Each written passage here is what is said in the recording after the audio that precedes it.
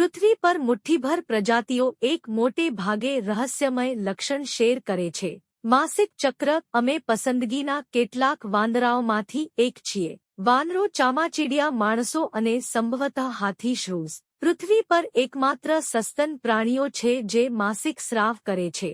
અમે તે અન્ય કોઈપણ પ્રાણી કરતાં વધુ કરીએ છીએ, ભલે તે પોષક તત્વોનો બગાડ હોય અને શારીરિક અસુવિધા હોઈ શકે. તો આ અસામાન્ય જૈવિક પ્રક્રિયામાં અર્થ ક્યાં છે? જવાબ: ગર્ભાવસ્થા સાથે શરૂ થાય છે. આ પ્રક્રિયા દરમિયાન શરીરના સાધનો ચતુરાઈથી હોય છે.